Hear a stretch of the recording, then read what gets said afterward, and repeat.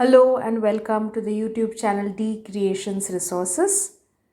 Today, let us talk about education in general and science education in particular.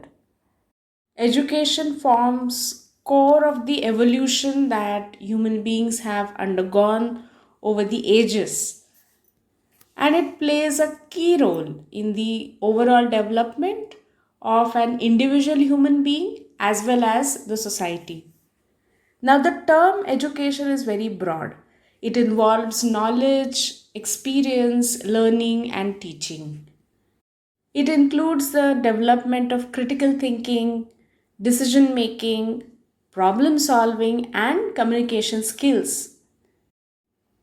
While a person is acquiring knowledge, developing skills, the thoughts, emotions, opinions, and perspectives of a person start shaping up, and they determine how the values, beliefs, and habits of the person would evolve.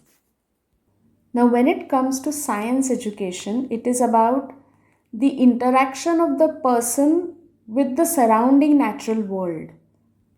It is very important for a person learning science to understand how the topics in the given science book are actually relating to the everyday life, and how the book is just a representation of the science and the natural activities happening around the person.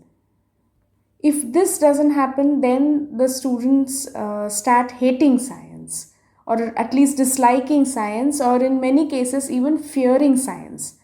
So typically, if you ask students why is it that they don't like science, the reasons that they give is, first of all, some of them find it to be really abstract. Now that could be due to the fact that the connection of the topics with the real world has not been explained. Or many students have this complaint that they need to memorize several things. So there could be facts and terms and definitions, and the students feel that if they mug up these, only then they are learning science. This is the worst, but unfortunately the most common misconception about science education. So, somewhere it has to be made clear that learning science does not mean mugging up definitions. Now, let me give you a simple example. If a person is asked, "What is temperature?" and the person just replies that the degree of hotness or coldness is temperature. Now, the person is able to string the words in a sequential manner, but that may not mean that the person has understood the concept of temperature. It just tells you that the person is able to define the term temperature. Concept in science is understood if you are able to relate it to some experiences in your real life. Now, of course, right now I am talking more about school level science. I am not talking about concepts in, say, quantum mechanics, whose understanding requires a basic knowledge, skill set, as well as imagination. So, coming back to temperature, if a person understands that in summer the person is feeling hot, that means temperature is high, while in winter the person is feeling cold, that means temperature is low, then the person has truly understood what temperature means.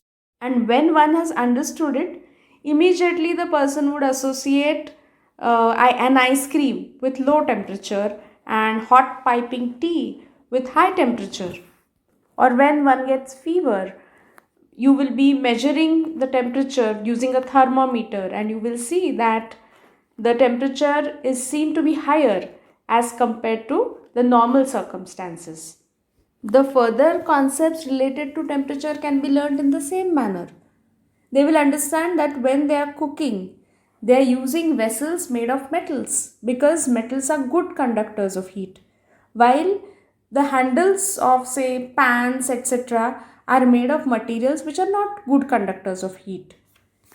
So they learn to differentiate between the materials. They would know that some of them are conductors while others are insulators.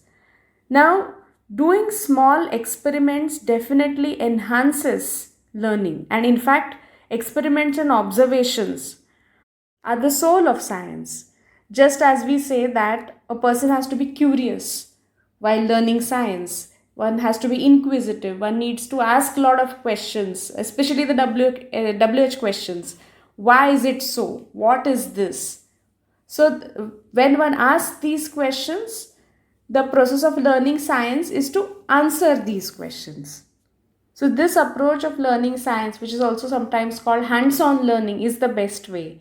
Now, one understands that in the practically it may not be possible to conduct all the experiments in the classroom. So, then what can one do? So, we live in an era where there are several online resources available. So one can make use of these online resources. It could be videos, or it could be beautiful pictures or some animations. Of course, one needs to acknowledge the resources that one is using or take permissions if needed. But it's very important to get a flavor of experiential learning. So, which basically means that learning by doing or connecting the theoretical knowledge to real world situations. So, best way is that the learner does the experiment himself or herself. If not, one can observe a video of somebody else doing it. If not, one can watch a simulation or an animation. In summary, effective science education will consist of lots of experiments and observations, either in reality or simulated. Learner should be encouraged to ask questions, and it is not necessary to every time just give the answer ready made.